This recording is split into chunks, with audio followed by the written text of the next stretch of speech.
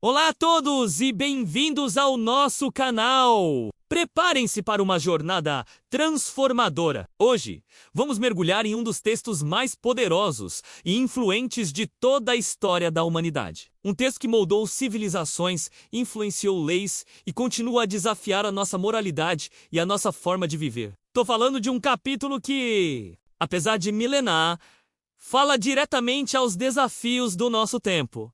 Vamos abrir a Bíblia em Êxodo, capítulo 20. Não se trata apenas de regras antigas, mas sim de princípios universais que tocam o nosso relacionamento com Deus, com o próximo e com nós mesmos. O que são esses mandamentos? Por que eles ainda importam? E, mais importante, como podemos aplicá-los hoje, em uma sociedade tão complexa e individualista? Fiquem comigo, porque a cada minuto desta conversa, vamos desvendar camadas de significado que talvez você nunca tenha percebido. Prepare-se, porque o que você vai ouvir hoje pode mudar a sua perspectiva de mundo. Esta não é apenas uma aula de história, é uma reflexão sobre a vida, sobre o que nos move e sobre o que realmente importa. Se você quer entender a base da moralidade judaico-cristã e a profundidade de um amor que se revela através de diretrizes, este é o lugar certo! Vamos juntos explorar cada um desses 10 pilares que sustentam a fé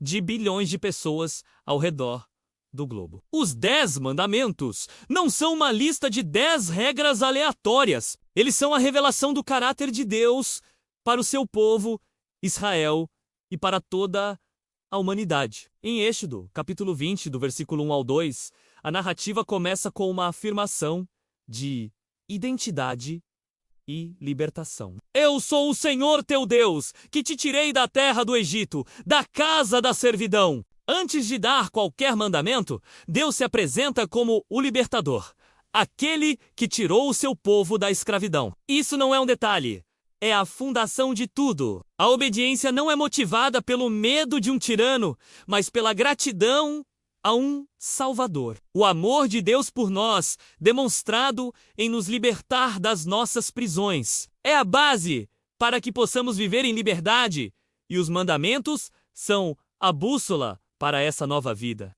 Eles não são grilhões, mas guias para uma vida plena, livre e significativa. O primeiro grupo de mandamentos, do versículo 3 ao 11, foca no nosso relacionamento com Deus. Não terás outros deuses diante de mim. Isso é um chamado para a exclusividade, para colocar Deus acima de tudo. No Antigo Testamento, a idolatria era literal, imagens de escultura e adoração a deuses de outras nações. Hoje, essa idolatria se manifesta de formas mais sutis.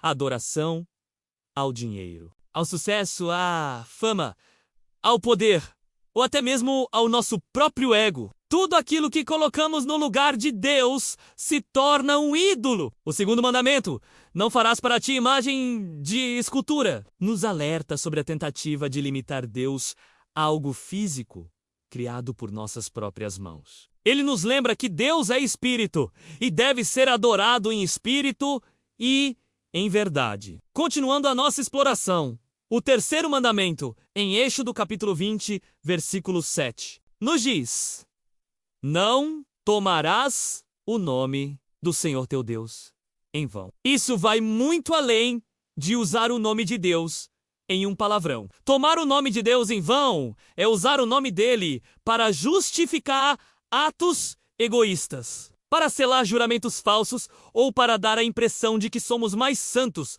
do que realmente somos. É sobre a reverência e o respeito pela santidade de Deus. O quarto mandamento, do versículo 8 ao 11, nos convida a lembrar do dia de sábado, para o santificar. Este mandamento, embora frequentemente debatido, tem um princípio eterno: a necessidade de descanso e de adoração. Ele é um lembrete de que a nossa identidade não está no que fazemos, mas em quem somos em Cristo. O descanso sabático é um ato de confiança em Deus, de que Ele proverá o necessário mesmo se pararmos de trabalhar por um dia. E essa pausa é fundamental para recarregarmos nossas energias e focarmos na nossa relação com o Criador. O próximo bloco de mandamentos, do versículo 12 ao 17, trata do nosso relacionamento com o próximo. O mandamento de honrar a teu pai e a tua mãe, Êxodo, capítulo 20, versículo 12. É a ponte entre os dois blocos, pois a família é a primeira comunidade que experimentamos, e o respeito aos nossos pais reflete a nossa capacidade de respeitar a autoridade de Deus.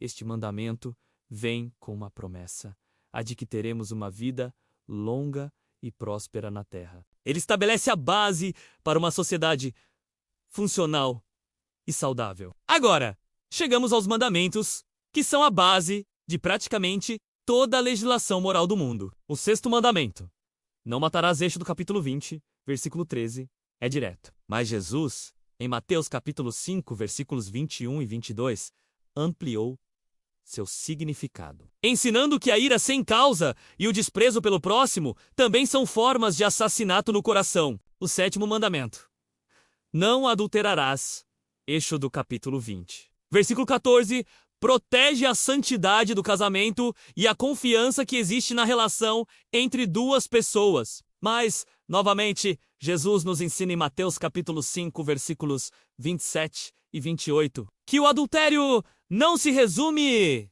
ao ato físico, mas começa no desejo e no coração. A pureza de pensamentos e intenções é tão importante quanto a pureza de atos. Oitavo mandamento, não furtarás, Êxodo capítulo 20, versículo 15. Defende o direito à propriedade e o respeito pelo que pertence ao outro. Ele não se limita a roubos materiais, mas também a todo tipo de injustiça, fraude e exploração. O nono mandamento, não dirás falso testemunho contra o teu próximo, Êxodo capítulo 20, versículo 16. Protege a reputação e a justiça. Ele nos chama a ser honestos em todas as nossas palavras, evitando a calúnia, a fofoca e a mentira, que destroem a confiança e o convívio social. E, finalmente, chegamos ao décimo mandamento, que é a raiz de muitos pecados. Êxodo capítulo 20, versículo 17 nos diz: não cobiçarás a casa do teu próximo. Não cobiçarás a mulher do teu próximo, nem o seu servo, nem a sua serva, nem o seu boi, nem o seu jumento, nem coisa alguma do teu próximo. Este mandamento é o único que lida exclusivamente com o desejo, com a intenção do coração. Ele ataca a raiz da insatisfação, da inveja e da ambição desmedida, que muitas vezes nos levam a quebrar os outros mandamentos. A cobiça é um desejo descontrolado pelo que não nos pertence e nos impede de valorizar e de ser gratos pelo que já temos. Ela corrói a nossa paz interior e nos coloca em um ciclo de busca incessante por mais, sempre comparando a nossa vida com a dos outros. Os 10 mandamentos não são apenas uma lista de proibições. Eles são um convite a uma vida de amor, respeito, integridade